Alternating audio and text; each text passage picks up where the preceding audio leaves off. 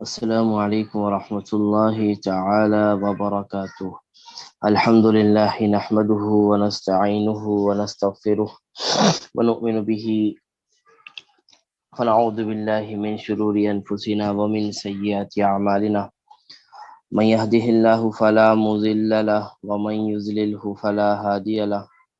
ونشهد أن لا إله إلا الله وحده لا شريك له،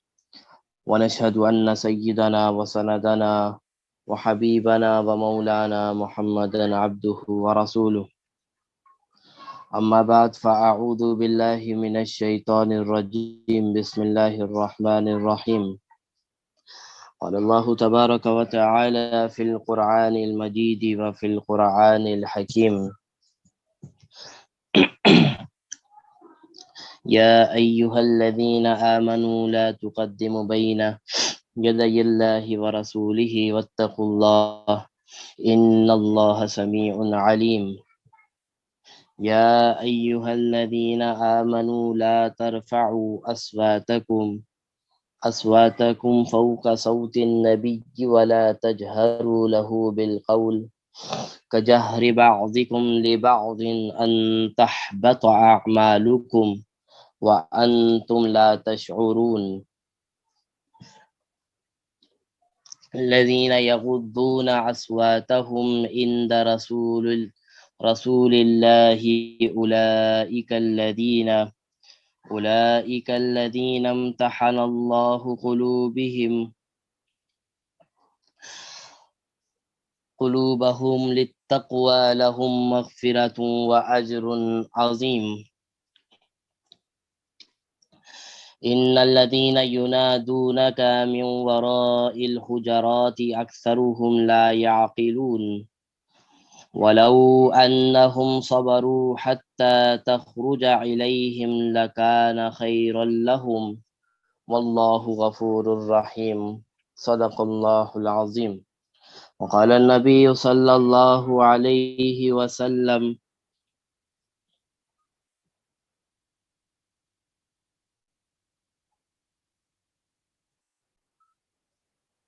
وقال النبي صلى الله عليه وسلم: بني الإسلام على 5: شهادة أن لا إله إلا الله وأن محمدا عبده ورسوله وإقام الصلاة وإيتاء الزكاة والحج والصوم رمضان أو كما قال عليه الصلاة والسلام. سبحانك لا علم لنا إلا ما علمتنا إنك أنت العليم الحكيم. رب اشرح لي صدري ويسر لي أمري واحلل عقدة من لساني يفقه قولي.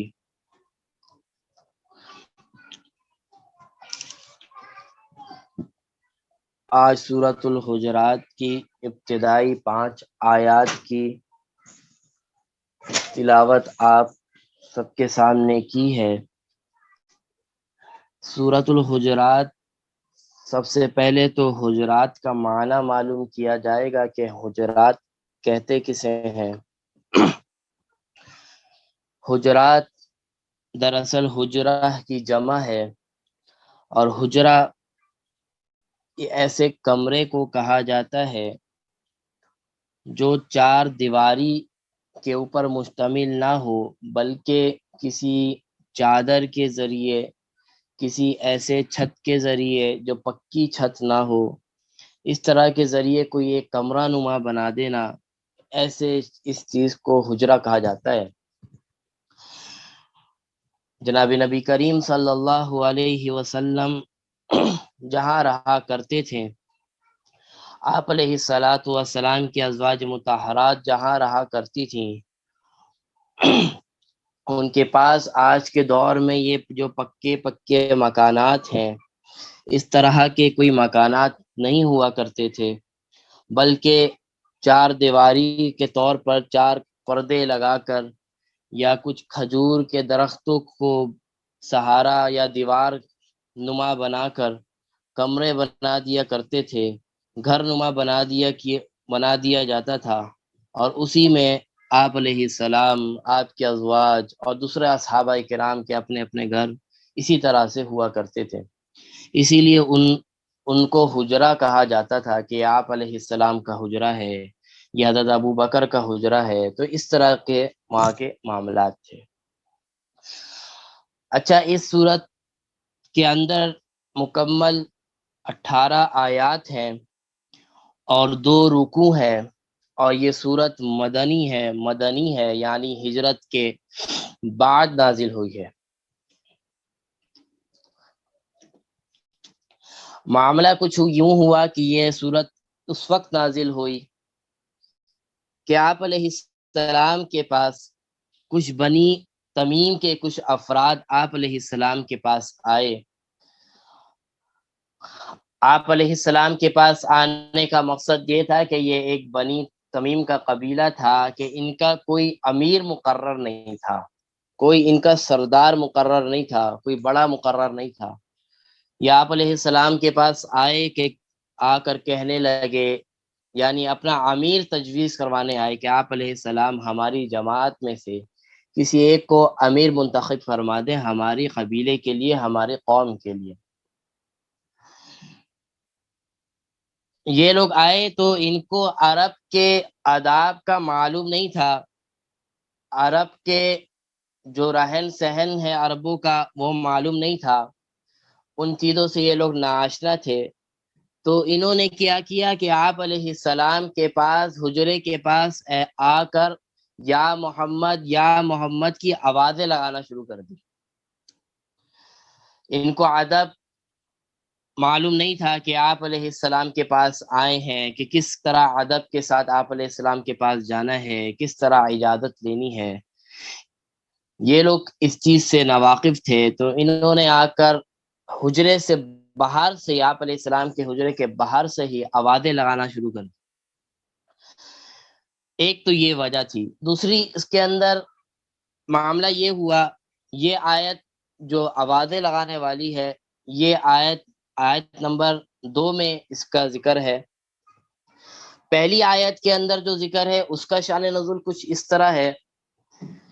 کہ جب یہ لوگ آئے آپ علیہ السلام کے پاس تو ابو بکر صدیق اور حضرت عمر بھی ان کے ساتھ تھے۔ تو حضرت ابو یہ اور آپ علیہ السلام بھی وہاں موجود تھے، سب لوگ موجود تھے، تو مشورہ ہو رہا تھا کہ کس کو ہم اس بنو تمیم کا امیر مقرر کیا جائے۔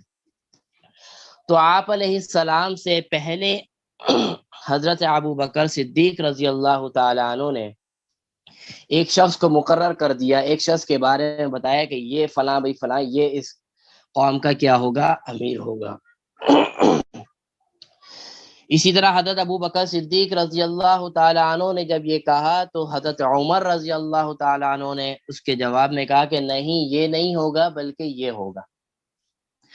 تو جب آپس کے اندر یہ معاملات ہونے لگے، صدیق اکبر حضرت ابو بکر صدیق رضی اللہ تعالی عنہ اور حضرت عمر رضی اللہ تعالی عنہ کے اندر یہ بات ہونے لگی، تو ان کی آواز تھوڑی سی تیز ہو گئی، یعنی ایک اس طرح سے ہو گیا کہ ایسی کیفیت بن گئی کہ ایک طریقے سے بحث کی کیفیت بن گئی، اور آپ علیہ السلام اس وقت اس جگہ پر موجود تھے۔ اتنے میں یہ آیات نازل ہو گئیں کہ اس آیات کے نازل کرنے پر ان صحابہ کرام کو اور حضرت ابو بکر صدیق رضی اللہ تعالیٰ عنہ، حضرت عمر رضی اللہ تعالیٰ عنہ اور جو لوگ قبیلے والے آئے تھے ان کو اور تمام صحابہ کرام کو یہ آیات نازل، ان کے اوپر یہ آیات نازل ہوئی اور بتایا گیا کہ آپ علیہ السلام کا مقام کیا ہے، آپ علیہ السلام کے ساتھ بیٹھنا کس طرح ہے، آپ علیہ السلام کے ساتھ کس طرح بات کرنی ہے۔ آپ علیہ السلام ہو تو آپ علیہ السلام سے پہلے اپنے مشورے نہیں دینے، اسی طرح آپ علیہ السلام کو اس طرح آوازیں دے کر نہیں بلانا جیسے ہم دوسروں بعضوں کو ایک دوسرے کو بلاتے ہیں۔ تو صحابہ کرام کی اصلاح کے لیے ان آیات کو اللہ تبارک و تعالی نے نازل فرمایا کہ نبی اکرم صلی اللہ علیہ وسلم کی ذات بہت اعلیٰ ہے، نبی آپ علیہ السلام کا مقام اللہ کے بعد ہے، آپ کی عزت اور احترام سب سے بڑھ کر ہے۔ تو فرمایا اعوذ باللہ من الشیطان الرجیم بسم اللہ الرحمن الرحیم، یا ایھا الذین آمنوا لا تقدموا بین یدی اللہ ورسولہ واتقوا اللہ ان اللہ سمیع علیم۔ یا ایھا الذین آمنوا، اے ایمان والو، اے لوگو، فرمایا لا تقدموا بین یدی اللہ ورسولہ، اپنے مشورے کو، اپنی باتوں کو رسول اللہ صلی اللہ علیہ وسلم سے آگے مت لے کے جاؤ، یعنی اللہ اور رسول سے آگے مت بڑھو۔ فرمایا کہ اے ایمان والو، اپنی باتوں کو، اپنی پیش قدمی کو، اپنی چیزوں کو، اپنے مشوروں کو اللہ اور رسول اللہ صلی اللہ علیہ وسلم سے آگے نہ لے کے جاؤ۔ تو اس آیت سے ان صحابہ کرام کو تنبیہ کرنا مقصود ہے کہ آپ علیہ السلام سے پہلے مشورے دینے شروع کر دیے، آپ علیہ السلام خاموشی سے سن رہے ہیں اور وہ فیصلہ آپ سے کروانے آئے ہیں، اور آپ کی جگہ آپ مشورے دے رہے ہیں، تو آپ کو ایک بطور اصلاح کے یہ آیت نازل ہوئی کہ ایسا نہ کیجیے کہ اپنی باتوں کو رسول اللہ کی باتوں سے اور اللہ کی باتوں سے پیچھے رکھیے۔ فرمایا واتقوا اللہ، اور اللہ سے ڈرتے رہیں، ان اللہ سمیع علیم، بے شک اللہ تبارک و تعالی بہت جاننے والے اور بہت سننے والے ہیں۔ اچھا، یہ آیات تو نازل ان صحابہ کرام کے لیے ہوئی جو آپ علیہ السلام سے پہلے ان بنو تمیم کے لوگوں کو مشورہ دینے لگے کہ یہ لوگ آپ کے امیر ہوں گے یا آپ کے امیر ہوں گے۔ تو یہ آیت خاص ان صحابہ کرام کے لیے نہیں ہے، یہ آیت ہمارے لیے بھی ہے۔ اب یہ آیت ہمارے لیے کیسے ہو سکتی ہے؟ ہمارے لیے اس کے اندر یہ پیغام ہے کہ جب کوئی معاملہ ہو، کوئی بھی ایسی چیز ہو، تو سب سے پہلے اللہ اور رسول کو ترجیح دینا ہے۔ ہر معاملے کے اندر اللہ کی بات کو اور رسول اللہ کی بات کو ترجیح دینا ہے، اپنے مشورے کو، اپنی عقل کو، اپنی باتوں کو آپ علیہ السلام اور اللہ تبارک و تعالی سے پیچھے رکھنا ہے۔ شادی بیاہ کا معاملہ ہے، یا کسی اور دوسرے ایونٹس کا معاملہ ہے،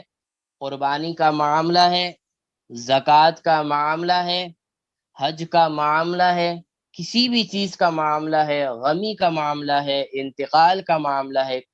طلاق کا معاملہ ہے، کسی بھی چیز کا معاملہ ہے، یہ غم کے معاملات ہیں۔ تو فرمایا ان معاملات میں سب سے پہلے مشورہ کس کا لینا ہے؟ اللہ کا لینا ہے اور رسول اللہ کا لینا ہے، کہ اس کے اندر، ان معاملات کے اندر ہمیں اللہ کی کیا تعلیمات ہے، ان معاملات کے اندر رسول اللہ کی کیا تعلیمات ہے، پہلے اس کو دیکھنا ہے، پھر اپنے رسم و رواج، اپنے خاندانوں کو دیکھنا ہے۔ تو ہر معاملے کے اندر اللہ اور رسول اللہ کو پہلے نمبر پہ رکھنا ہے، اس کے بعد اپنے معاملات کو، اپنے خاندان کو، اپنی برادری کو رکھنا ہے۔ ایسا نہ ہو کہ آپ علیہ السلام کا حکم پیچھے ہو جائے اور ہماری خاندانی رواج، ہمارا خاندانی رسم و رواج، ہمارا خاندانی کلچر وہ آپ علیہ السلام کی باتوں سے یا اللہ کی باتوں سے اوپر ہو جائے۔ ایسا نہیں ہونا چاہیے، بلکہ اللہ تبارک و تعالی نے فرمایا کہ اپنی باتوں کو، اپنے مشوروں کو، اپنے خاندانی نظام کو، اپنے برادری کلچر کو،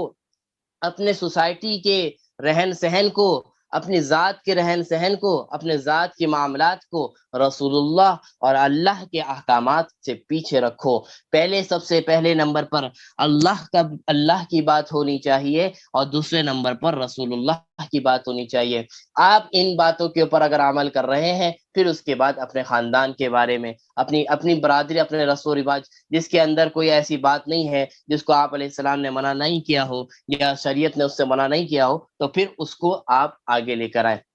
تو پہلے نمبر پر جب ہم رسول اللہ کی باتوں کو سامنے رکھیں گے اور اللہ کی باتوں کو سامنے رکھیں گے، ہمارے معاملات اچھے سے اچھے ہو جائیں گے، ہمارا فنکشن جو بھی خوشی کا ہے اچھے سے اچھا ہوگا، آپ کے شادی کے معاملات اچھے سے اچھے،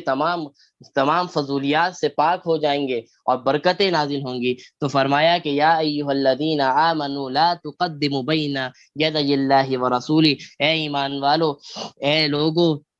اللہ اور رسول کے آگے پیش قدمی نہ کرو، اللہ سے ڈرتے رہو، واتقوا اللہ، اللہ سے ڈرتے رہو، ان اللہ سمیع علیم، بے شک اللہ تبارک و تعالی سننے والا اور جاننے والا ہے۔ دوسری آیت میں اللہ تبارک و تعالی نے ایک اور پیغام دیا، یا ایھا الذین آمنوا لا ترفعوا اصواتکم فوق صوت النبی ولا تجهروا له بالقول كجهر بعضكم لبعض ان تحبط اعمالکم وانتم لا تشعرون۔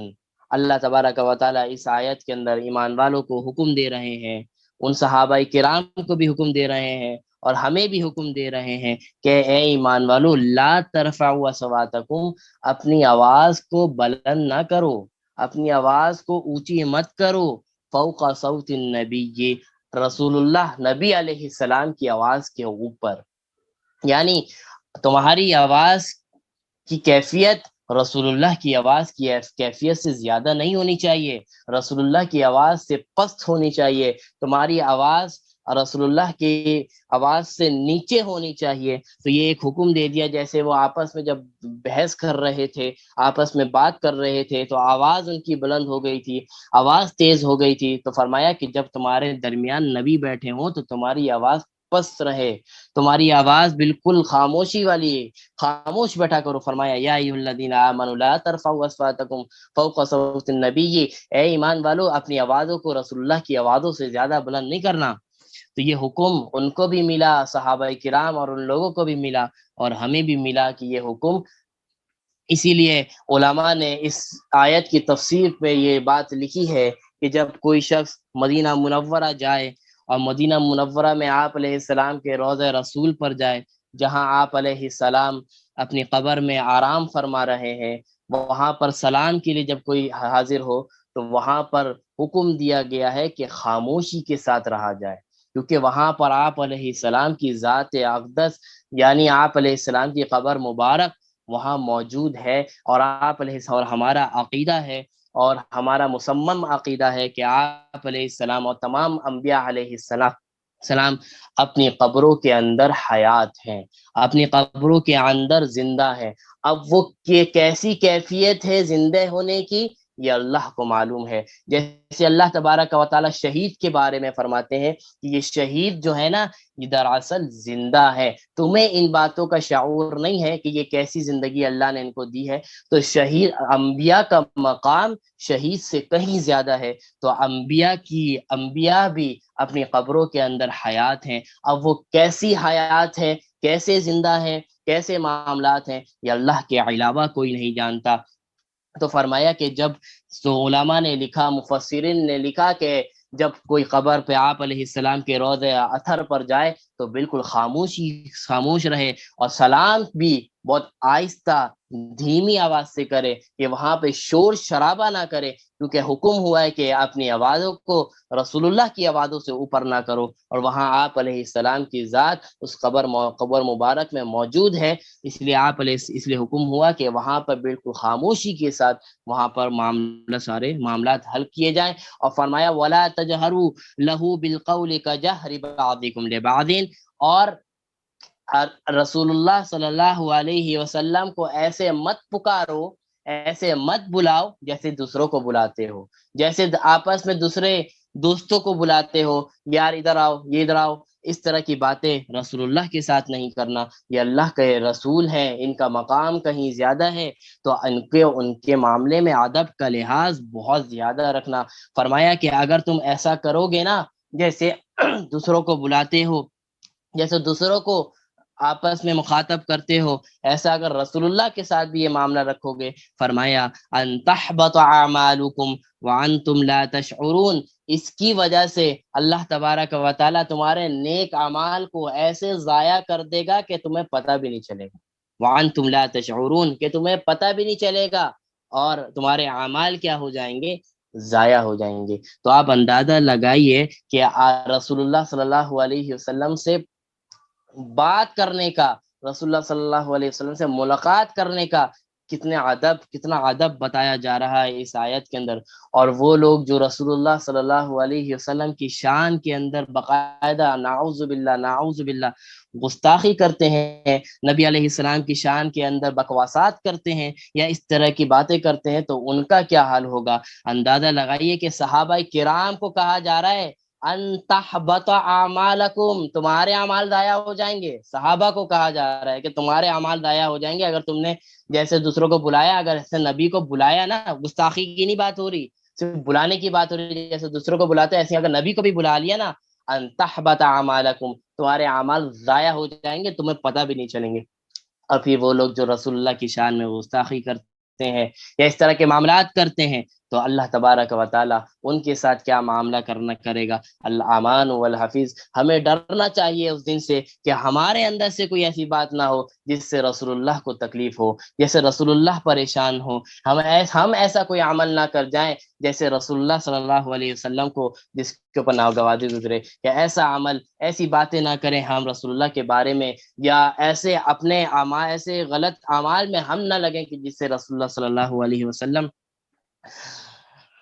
ہماری وجہ سے پریشان ہو جائے۔ تو بہت ڈرنے کی ضرورت ہے۔ آگے فرمایا ان الذین یغضون اصواتهم عند رسول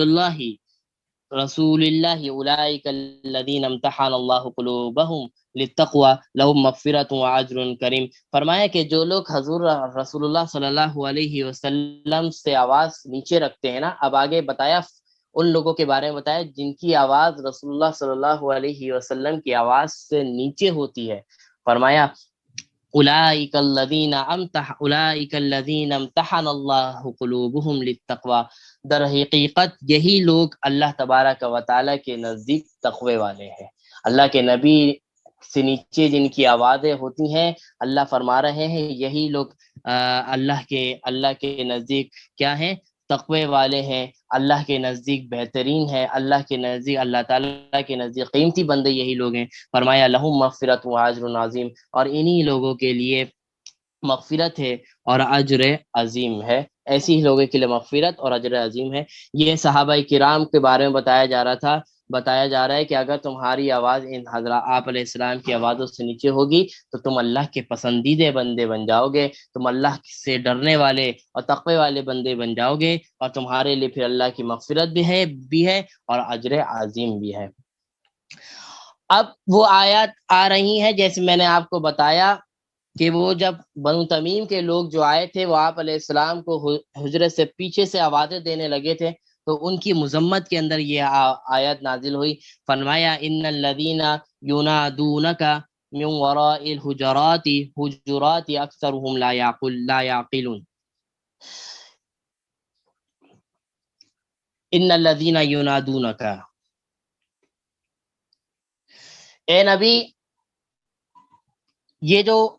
آپ کو آپ کے حجرے سے پیچھے سے بلا رہے ہیں، اصل میں جب اس طرح کے بات ہوئی تھی، جب انہوں نے آپ علیہ السلام کو پیچھے سے بلایا تھا، آوازیں لگائی تھی، تو آپ علیہ السلام کو یہ چیز بہت بری لگی تھی۔ آپ علیہ السلام اس چیز سے بہت زیادہ ناراض ہوئے تھے کہ یہ کیا طریقہ ہے بلانے کا، یہ کیا طریقہ ہے کسی کو آواز دینے کا۔ تو آپ علیہ السلام کے اوپر یہ بات ناگواری گزری تھی کہ یہ کیسے لوگ ہیں کہ اس طرح آ کے بلا رہے ہیں۔ تو آپ علیہ السلام کو یہ بات بتائی جا رہی ہے کہ آپ ٹھیک ہے، آپ کو یہ بات بری لگی تو آپ فرمایا ان الذین ینادونک من وراء الحجرات، جو لوگ آپ کو ان حجرے سے پیچھے سے بلاتے ہیں نا، انہوں نے جو آپ کو پیچھے سے بلایا، تو فرمایا اکثرهم لا یعقلون، ان میں سے اکثر وہ لوگ ہیں جو اس کے بارے میں جانتے نہیں ہیں کہ اللہ کے نبی آپ ٹھیک ہے آپ کو یہ بات بری لگی، لیکن اے اللہ کے نبی یہ لوگ ایسے لوگ ہیں ان کو اس بارے میں پتہ نہیں تھا، یہ بارے اس کے عرب کے کلچر کے بارے میں یہ نہیں جانتے، آپ کا ادب یہ لوگ واقف نہیں ہے، اس لیے انہوں نے اس طرح کی حرکت کی ہے۔ تو آپ علیہ السلام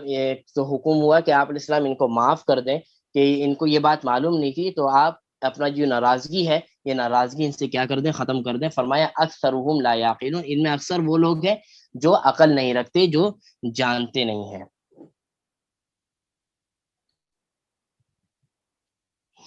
اچھا آگے فرمایا وَلَوْ أَنَّهُمْ صَبَرُوا حَتَّى تَخْرُجَ إِلَيْهِمْ لَكَانَ خَيْرًا لَهُمْ۔ اب یہ آیت ان بنی تمیم کے لیے نازل ہوئی، ان لوگوں کو کہا جا رہا ہے کہ اے لوگو، وَلَوْ أَنَّهُمْ صَبَرُوا، اے بنی تمیم کے لوگو، اگر تم صبر کر لیتے نا، وہاں پر آ کر تھوڑا سا صبر کر لیتے، ویٹ کر لیتے، آپ علیہ السلام باہر آ جاتے حجرے سے، پھر بات کر لیتے، تم جلدی نہیں مچاتے، آوازیں نہ لگاتے، تو تمہارے لیے کیا ہوتا، یہ تمہارے لیے زیادہ بہتر ہوتا۔ تم نے اگر یہ کام کرتے نا، صبر کر لیتے، آپ علیہ السلام کا انتظار کرتے، آپ علیہ السلام آئیں گے تو ہم اپنی بات کو رکھیں گے، تو فرمایا اگر تم آپ علیہ السلام کے نکلنے کا، حجرے سے نکلنے کا انتظار کرتے اور تھوڑا صبر کر لیتے، یہ تمہارے لیے کیا تھا، بہتر تھا، یہ تمہارے لیے بہتر تھا۔ فرمایا واللہ غفور الرحیم، لیکن پھر بھی پریشان مت ہو، تمہیں اس بات کے بارے میں واقفیت نہیں تھی کہ کس طرح آپ علیہ السلام کو مخاطب کرنا ہے۔ واللہ غفور الرحیم، اللہ تعالیٰ بہت مغفرت کرنے والا اور رحم کرنے والا ہے۔ بس آج جو آیات ہم نے تمہیں بتا دی، آئندہ، آج تو یہ ہو گیا، آئندہ ایسے کام مت کرنا جس سے آپ علیہ السلام کو کسی بھی قسم کی تکلیف پہنچے، آپ علیہ السلام کو کسی بھی ناگواری ہو۔ تو یہ کچھ آیات، جو آیات 5 آیات تھیں، اس کے اندر آپ علیہ السلام کے کچھ آداب بتائے جا رہے ہیں کہ آپ علیہ السلام کے سامنے کس طرح آنا ہے، کس طرح رہنا ہے۔ اس کے اندر ہمیں جو حکم ملتا ہے وہ یہ ہے کہ ہمیں ہر معاملے میں اللہ کی بات کو، رسول اللہ کی بات کو ترجیح دینا ہے، آپ علیہ السلام کی آواز سے اوپر اپنی آوازوں کو نہیں کرنا، اور جس طرح ہم دوسروں کو مخاطب کرتے ہیں، ہمیں رسول اللہ کو ایسے مخاطب نہیں کرنا، بڑے ادب کے ساتھ آپ علیہ السلام کا نام لینا ہے، بڑے ادب کے ساتھ آپ کا ذکر کرنا ہے۔ جیسے ہم کسی دوسرے شخص کا ذکر کر رہے ہوتے ہیں، اس کے اندر کوئی ادب لحاظ نہیں رکھتے، تو ایسا معاملہ آپ علیہ السلام رسول اللہ کے ساتھ نہیں کرنا۔ اور فرمایا کہ جو لوگ اپنی آوازوں کو اللہ کے رسول سے نیچے رکھتے ہیں، اپنی باتوں کو اور رسول اللہ کے نیچے رکھتے ہیں، رسول اللہ اور اللہ کو ترجیح دیتے ہیں، تو فرمایا یہی لوگ اللہ کے نزدیک بہترین بندے ہیں، یہی لوگ اللہ کے نزدیک تقوی والے ہیں، اور انہی لوگوں کے لیے اجر عظیم ہے اور مغفرت ہے۔ تو یہ کچھ آیات کی تفسیر تھی، تشریح تھی اور شان نزول تھا جو آپ کے سامنے پیش کیا۔ اس کے بعد جو آیت نمبر 6، اچھا یہ سورت کے بارے میں ایک اور بات بتاؤں کہ یہ سورت شروع سے لے کر آخر تک آداب معاشرت کے اوپر ہے، کہ انسان کو زندگی کیسے گزارنی ہے، زندگی کے گڈ ہیبٹس کیا ہیں، زندگی کے مینرز کیا ہے، انسان کو ایک دوسرے سے کیسے بات کرنی ہے، ایک دوسرے سے کیسے تعلقات رکھنے ہیں، ایک دوسرے کے بارے میں کیسے ذہن سوچنا ہے، کیسی ذہنیت رکھنی ہے، یہ ساری باتیں سورۃ الحجرات کے اندر آئی ہیں۔ یہ سورۃ الحجرات کو منتخب کرنے کا مقصد، اس کا ترجمہ تفسیر کرنے کا مقصد یہی تھا کہ ہمارے اندر یہ چیزیں بہت تیزی سے پھیلتی جا رہی ہیں، ہمیں ایک دوسرے کا ادب ہمارے اندر سے ختم ہو گیا، ہم ایک دوسرے کے اوپر غلط زبانی کر جاتے ہیں بڑے آرام سے، ایک دوسرے سے ہم بدگمانی آرام سے کر لیتے ہیں، کوئی بھی معاملہ ہو تو لعن طعن، جھوٹ، غیبت، سارے کچھ کر دیتے ہیں۔ تو یہ چیز بہت زیادہ تیزی سے پھیل رہی ہے، اور اس صورت کے اندر ان تمام چیزوں کی مذمت کی گئی ہے کہ یہ ساری بری چیزیں ہیں، ان چیزوں سے بچو۔ تو یہ سورۃ الحجرات بہت بڑی صورت نہیں ہے، چھوٹی سی صورت ہے، 18 آیات ہیں، لیکن اس کے اندر جو پیغامات ہیں، جو میسیجز ہیں، وہ بہت بڑے بڑے میسیج اللہ تبارک و تعالیٰ نے دیے ہیں۔ تو یہ صورت کو خصوصی طور پر توجہ کے ساتھ سنیں اور اس کے اوپر عمل کریں۔ جو ارشادات آپ نے فرمائے، اللہ تبارک و تعالیٰ نے ہمیں کہے کہ ایسے زندگی گزارنا ہے، اسی طرح ہمیں زندگی گزارنے کی کوشش کرنی چاہیے۔ تو کل سے باقاعدہ اس کا اندر وہ باتیں آئیں گی، آج کی باتیں بھی اسی معاشرے کے حوالے سے تھی کہ آپ سب سے پہلے آپ علیہ السلام کا ادب و احترام بتایا کہ آپ علیہ السلام کے ساتھ کیسے مخاطب ہونا ہے، آپ علیہ السلام کے ساتھ کیسے معاملات رکھنے ہیں، اس کے بعد دوسرے لوگوں کے ساتھ کیسے معاملات رکھنے ہیں، وہ انشاءاللہ کل سے آئیں گے۔ تو اس کے اندر بہت خصوصی توجہ رکھیں کہ یہ چیزیں ہمارے اندر آئیں، یہ جو معاشرے کے اندر برائیاں پھیلی ہوئی ہیں اور ہمارے اندر بھی آ گئی ہیں، یہ برائیاں کیا ہوں، کسی طریقے سے نکل جائے، ختم ہو جائے۔ جب یہ برائیاں نکلیں گی تو آپس میں محبت پیدا ہوگی، نفرتیں ختم ہوں گی۔ یہ نفرتیں پھیلنے کی بڑی وجہ یہی ہے کہ ہم نے اپنے معاملے کو خراب کیا ہے ایک دوسرے کے بارے میں۔ تو آج کی جو ہمارے پاس حدیث ہے، حدیث بہت مشہور حدیث ہے، آپ تمام حضرات جانتے بھی ہیں، سنتے بھی ہوں گے۔ اور ابتدائی جو بچہ ہوتا ہے 1 کلاس کا 2 کلاس کا، ان کی اسلامیات کے بک کے اندر بھی یہ احادیث ہوتی ہیں، اور باقاعدہ اس کے چیپٹر ہوتے ہیں کیا ارکان اسلام کے بارے میں، کہ اسلام کے ارکان کیا کیا ہیں، اسی کے اوپر یہ حدیث ہے۔ فرمایا ان ابن عمر قال قال رسول اللہ صلی اللہ علیہ وسلم بنی الاسلام علی خمس۔ رسول اللہ صلی اللہ علیہ وسلم سے روایت کرتے ہیں حضرت عمر رضی اللہ تعالیٰ عنہ کے بیٹے، یعنی حضرت عبداللہ یا حضرت عمر رضی اللہ تعالیٰ عنہ کے بیٹے ہیں، فرماتے ہیں کہ میں نے رسول اللہ صلی اللہ علیہ وسلم کو ارشاد فرماتے ہوئے سنا، یعنی حضرت محمد صلی اللہ علیہ وسلم ارشاد فرمایا کرتے تھے کہ بنی الاسلام علی خمس، کہ اسلام کی جو بنیاد ہے وہ 5 چیزوں پر ہے۔ اللہ تبارک و تعالی نے اسلام کی جو بنیاد رکھی ہے وہ 5 چیزوں پہ رکھی ہے۔ سب سے پہلے نمبر پہ کیا ہے بھائی؟ فرمایا شہادت اللہ الہ الا اللہ۔ سب سے پہلے نمبر پر اسلام کی جو بنیاد ہے، جس سے اسلام کے اندر انسان داخل ہوتا ہے، فرمایا اللہ الہ الا اللہ وان محمدا عبدہ ورسولہ، کہ سب سے پہلے اگر انسان مسلمان ہونا چاہتا ہے تو اللہ کے اوپر ایمان لانا لازمی ہے، اللہ کو اپنا معبود ماننا، تسلیم کرنا یہ لازمی ہے۔ اور دوسرے نمبر پر صرف اللہ پر ایمان نہیں لانا، صرف اللہ ہی کو معبود نہیں ماننا، اس کا اگلا جز فرمایا وَأَنَّ مُحَمَّدًا عَبْدُهُ وَرَسُولُهُ، اور رسول اللہ صلی اللہ علیہ وسلم کو آخری نبی ماننا، اور رسول اللہ صلی اللہ علیہ وسلم کو اللہ کا رسول اور بندہ ماننا، یہ بھی اسلام کی پہلی شرط ہے۔ کہ اگر کوئی شخص اللہ پر ایمان رکھتا ہے اور رسول اللہ کو اللہ کا نبی نہیں مانتا، یا رسول اللہ کے بارے میں کچھ غلط کانسیپٹ ہے، تو ایسا شخص مسلمان نہیں ہو سکتا۔ مسلمان کے لیے سب سے پہلے نمبر پر 2 شرط بتا دی، کہ وہ 5 چیزوں میں سے پہلے نمبر پہ فرمایا کہ اللہ پر ایمان رکھنا، اللہ کو وحدہ لا شریک ماننا، اللہ ہی کو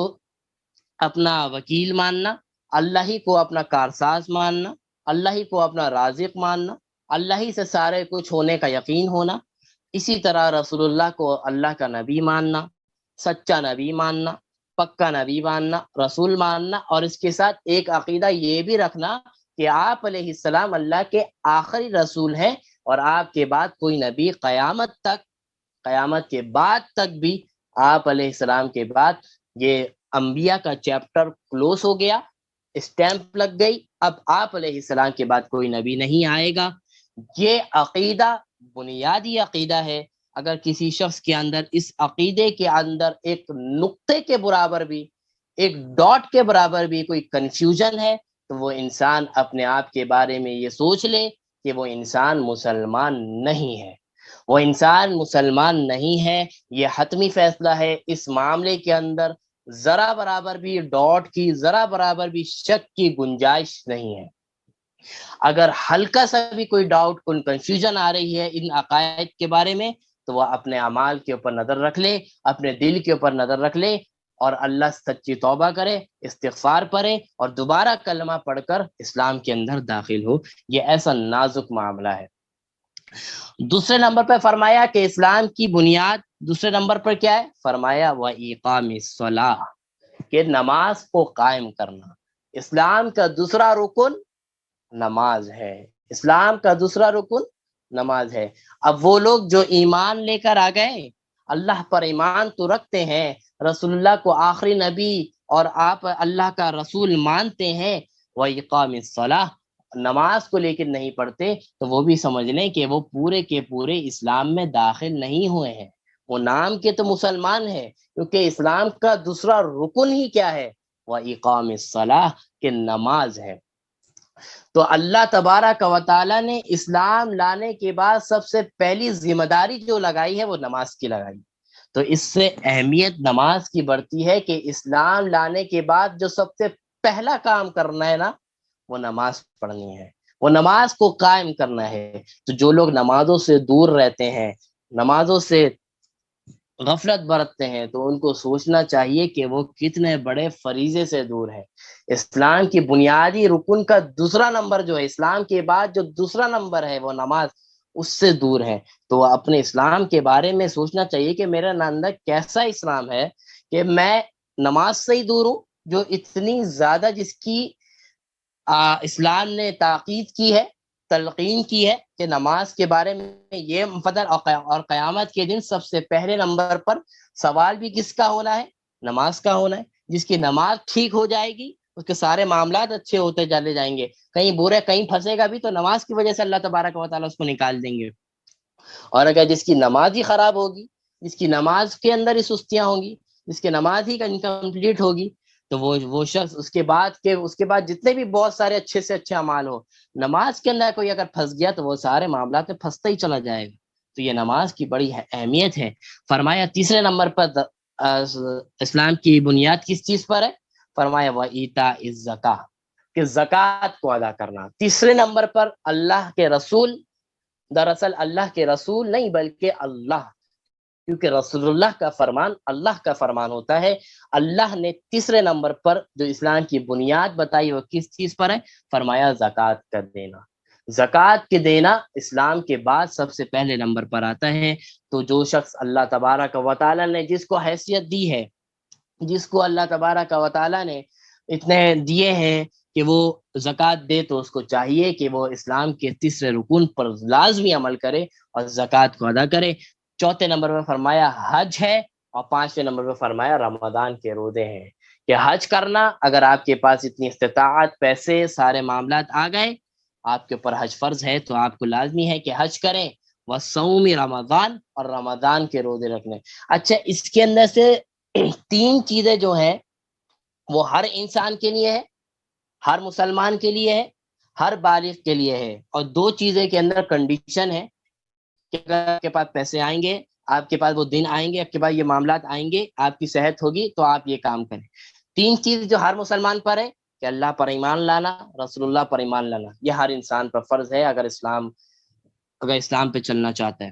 دوسرے نمبر پر نماز ہر انسان کے لیے فرض ہے، صحت مند ہو یا بیمار ہو، نماز کسی صورت معاف نہیں ہے۔ تیسرے نمبر پر روزہ، روزہ بھی ہر مسلمان پر فرض ہے، البتہ اگر کوئی بیماری ہے تو اس میں اللہ نے چھوٹ دی ہے، لیکن ایسے عام حالات میں رمضان کے روزے ہر کسی پر فرض ہے۔ اس کے اندر کسی کے پیسے کی ضرورت نہیں، کسی مال کی ضرورت نہیں، کسی چیز کی ضرورت نہیں ہے۔ نہ نماز میں پیسے لگتے ہیں، نہ روزے کے اندر پیسے لگتے ہیں، نہ اللہ پہ ایمان لانے پر، رسول اللہ کو آخری نبی ماننے پر پیسے لگتے ہیں۔ تو یہ تینوں چیزیں تو ہر انسان کے اندر ہونی چاہیے، اینی ٹائم، ہر وقت ہونی چاہیے۔ رمضان کا مہینہ ہے تو روزہ ہر وقت انسان رکھے، اسی طرح نماز ہر دن پڑھے، کوئی دن چھوٹ نہیں ہے۔ اور دو چیزیں جو ہیں، جو حج ہے اور زکوٰۃ ہے، یہ دونوں چیزیں مال کے ساتھ شرط ہے کہ اگر کسی کے پاس مال آ جائے جس کے اوپر زکوٰۃ آ جاتی ہے، زکوٰۃ کا مسائل انشاءاللہ یہ نماز کے مسائل ختم ہو جائیں گے تو اس کے بعد زکوٰۃ کے مسائل تفصیل سے بات کریں گے، تو اس کے اندر زکوٰۃ کے تمام مسائل آ جائیں گے، کس کے اوپر زکوٰۃ فرض ہے، کس پر نہیں ہے۔ تو یہ اسلام کی 5 بنیادیں بتا دیں کہ اللہ پر ایمان لانا، رسول اللہ پر ایمان لانا، اسی طرح نماز کو قائم کرنا، زکوٰۃ ادا کرنا، حج ادا کرنا، اور رمضان کے روزے رکھنا۔ اچھا، یہ اس حدیث کے اندر ایک دو باتیں اور کرنی ہے۔ اس حدیث کو ہم کل دوبارہ پڑھیں گے، اور اسی کے اندر ایک اور دو تین تشریحات ہیں جو اس حدیث کے اندر ہیں، وہ انشاءاللہ ہم کل کریں گے۔ آج وقت بہت تیزی سے آگے بڑھ گیا، ہمارے 2 موضوع ابھی باقی ہیں، تو اس کو ہم یہیں پر رکھتے ہیں۔ اسی حدیث پر ہم انشاءاللہ کل تھوڑی بات کریں گے، پھر اس کے بعد ہم آگے بڑھیں گے۔ تو یہ حدیث کے اندر سب سے پہلے 5 بنیادی باتیں اس کے اندر بتا دی گئی، کہ 5 بنیادی باتیں اس کے اندر یہ ہے کہ انسان کے اندر، ہر کسی کے اندر یہ چیزیں ہونی چاہیے۔ اچھا، کل نماز سے متعلق ہمارا سجدے تک معاملہ ہو گیا تھا۔ آج جو ہے ہمیں تشہد تک، اتحیات میں ہم بیٹھ جائیں گے تو اتحیات کے اندر ہم اتحیات پڑھنا ہے۔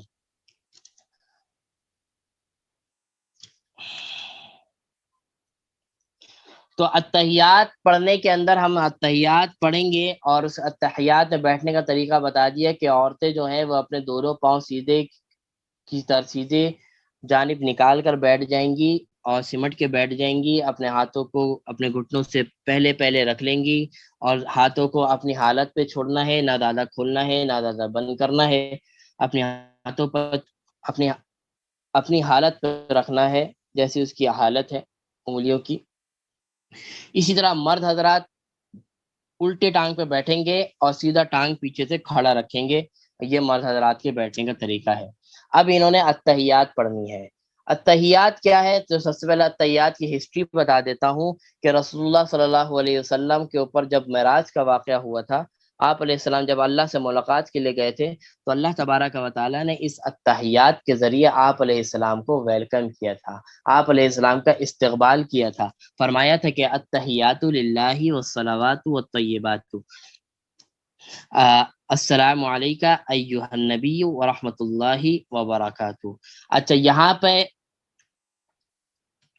اس کا جو ترجمہ ہے، فرمایا کہ التحیات للہ والصلوات والطیبات، اس موقع پر آپ علیہ السلام نے یہ جملہ ارشاد فرمایا تھا جب آپ علیہ السلام کے پاس اللہ تبارک و تعالیٰ کے پاس آپ علیہ السلام پہنچے تھے معراج کے وقت، فرمایا تھا کہ تمام زبانی عبادتیں، تمام بدنی عبادتیں، یعنی تمام زبانی عبادتیں، قولی عبادتیں جو ذکر ہے اللہ کا، یہ ساری چیزیں، یہ عبادت، اور تمام بدنی عبادت یعنی نماز ہو گیا، اسی طرح روزہ ہو گیا، یہ ساری چیز جس میں بدن کا ہوتا ہے، جسم جس کے اندر لگتی ہے، جسم کی طاقت جس میں لگتی ہے، تو فرمائے یہ ساری عبادتیں اللہ آپ کے لیے ہیں، یعنی تمام زبانی عبادت اور تمام بدنی عبادت آپ کے لیے ہے۔ اور فرمایا والطیبات، التحیات للہ والصلوات والطیبات، اور اسی طرح فرمایا کہ تمام مالی عبادت یعنی زکوٰۃ دینا، حج کرنا، اس میں جس کے اندر مال خرچ ہوتا ہے، یہ عبادت بھی کس کے لیے ہے؟ آپ کے لیے ہے۔ فرمایا والصلوات والطیبات،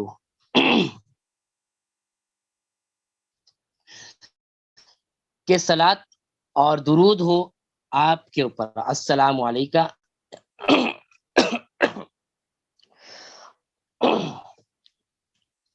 اب السلام علیکہ ایہا النبی ورحمۃ اللہ وبرکاتہ سے اللہ کا جملہ ہے کہ اس موقع پر اللہ نے کیا فرمایا؟ فرمایا السلام علیکہ ایہا النبی، اے اللہ کے اے نبی، آپ کے اوپر سلامتی ہو۔ یہ اللہ کے نبی کو سلام کر رہے ہیں، اپنے نبی کو سلام کر رہے ہیں کہ سلامتی ہو آپ پر، ایہا النبی، اے نبی، ورحمۃ اللہ وبرکاتہ، اور اللہ کی طرف سے رحمتیں ہوں اور برکتیں ہوں۔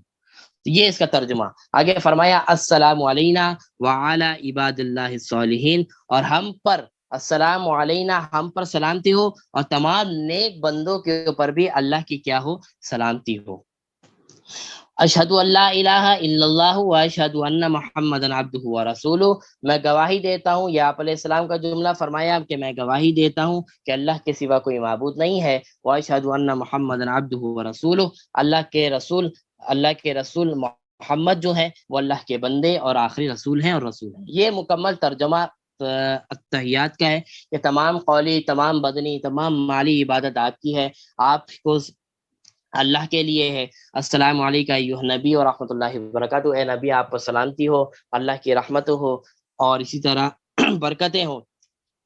اور السلام علیہ، تمام اللہ کے نیک بندوں کے اوپر اللہ کا سلام ہو، اور اشہد ان لا الہ، یہ سلام آپ علیہ السلام نے اس موقع پر فرمایا کہ اب تک جتنے بھی لوگ آئیں گے نیک بندے ہوں گے، تو وہاں پر ہی اللہ کے نبی نے سلام کیا کہ تمام نیک بندوں پر اللہ کا سلام ہو۔ اور اسی طرح پھر دوسرے کلمے کا جز کہ اللہ کے سوا کوئی معبود کے لائق نہیں ہے، اور اللہ ہی اللہ کے رسول، اللہ کے نبی اللہ کے رسول ہیں اور نبی ہیں۔ اچھا، اس کو ہم تھوڑا یہیں پہ رکھتے ہیں التحیات کو، ابھی تھوڑی سی بات کرنے میں تھوڑی سی مشکلات ہو رہی ہے، تو اس کو ہم آج کا ٹاپک یہیں پہ کرتے ہیں، کل ہم تھوڑی نوافل کے اوپر بات کر لیں گے اور اس کے بعد پھر آگے کنٹینیو کریں گے۔ تو اللہ تبارک و تعالیٰ سے دعا ہے اللہ تبارک و تعالیٰ عمل کرنے کی توفیق نصیب فرمائے۔ وآخر دعوانا الحمدللہ رب العالمین۔ السلام علیکم ورحمۃ اللہ تعالیٰ وبرکاتہ۔